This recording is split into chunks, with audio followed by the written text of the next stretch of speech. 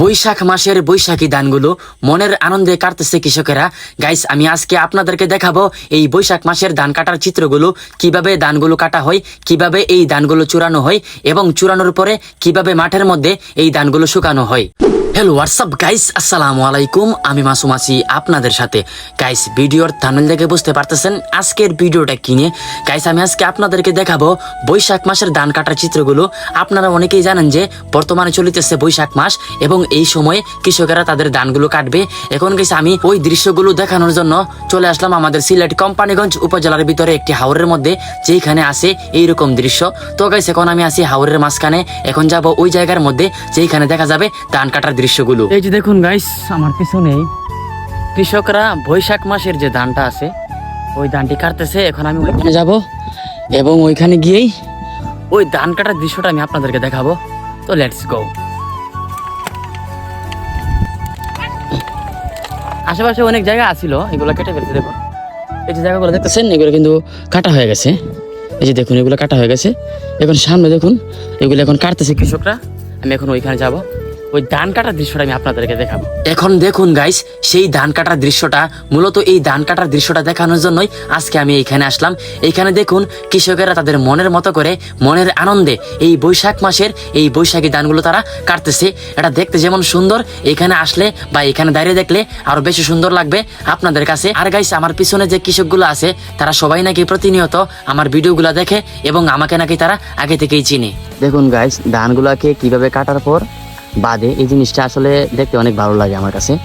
আপনাদের কাছে কেমন লাগতেছে অবশ্যই বলবেন। দেখুন কত সুন্দরভাবে ধানগুলাকে বাঁধা হইতেছে। দেখুন গাইস, একটা জিনিস, সেটা হলো জমির মধ্যে পানি। আসলে মূলত কথা হলো, জমির মধ্যে পানি থাকার কারণ হলো এখন হলো বৈশাখ মাস, আর বৈশাখ মাসের মধ্যে ঝড় বৃষ্টি হয়, সেটা আপনারা অনেকেই জানেন। এই কারণে দেখুন জমির মধ্যে পানি। এখানে পানি নাই বলতে গেলে, আর অন্য জায়গার মধ্যে বা অন্য জমির মধ্যে কিন্তু অনেক বেশি পানি থাকে, কোমর পানি, গলা পানি পর্যন্ত থাকে। দেখুন কৃষকরা কত সুন্দরভাবে তারা এই ধানগুলো কাটতেছে, দেখে অনেক ভালো লাগতেছে। এই জিনিসটা দেখানোর জন্য আজকে আমি আসলাম এইখানে। এখন গাইস, আমি এইখান থেকে যাব, কারণ এখানে দৃশ্যটা আমি আপনাদেরকে দেখিয়েছি। এখন আমি আপনাদেরকে দেখাবো এই যে ধানগুলো আছে না, এই ধানগুলোকে কিভাবে চূড়া হয়, এই ধানগুলা এই বন থেকে কিভাবে আলাদা করা হয়, সেই জিনিসটাই আমি আপনাদেরকে দেখাবো। ধানগুলো কাটার পর কৃষকেরা তাদের গাড়ির মাধ্যমে বার দিয়ে হাওরের মাঝখান থেকে এই ধানগুলোকে নিয়ে আসে একটি নির্দিষ্ট স্থানে। এরপর ধান মারাইয়ের মেশিনের মাধ্যমে এই ধানগুলোকে চূড়া হয়। দেখুন গাইস, আমার চোখের সামনে যে মেশিনটি আছে এটাই হলো সেই ধান মারাইয়ের মেশিন। এই মেশিনের মাধ্যমে খুব সহজেই অল্প সময়ের ভিতরে কম খরচে অনেকগুলো ধান মারাই করা যায়। দেখুন, তাই তারা এই ধানগুলোকে এই মেশিনের মাধ্যমেই মারাই করতেছে। ওই মেশিনটার মাধ্যমে ধানগুলো চূড়ার পর এইরকম তৈরি হয় নেড়া বা বন, যেগুলো গরুকে খাওয়ানো হয়। এরপর এইগুলো দিয়ে কিন্তু আবার রান্না করা যায় চুলার মধ্য দিয়ে।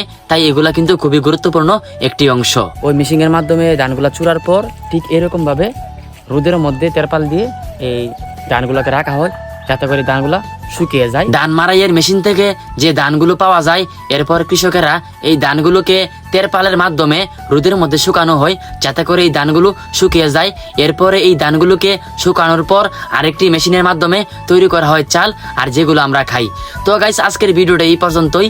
যদি আমার ভিডিওগুলো আপনাদের কাছে একটু ভালো লেগে থাকে তাহলে অবশ্যই শেয়ার দিয়ে পাশে থাকবেন। ধন্যবাদ সবাইকে, আল্লাহ হাফেজ।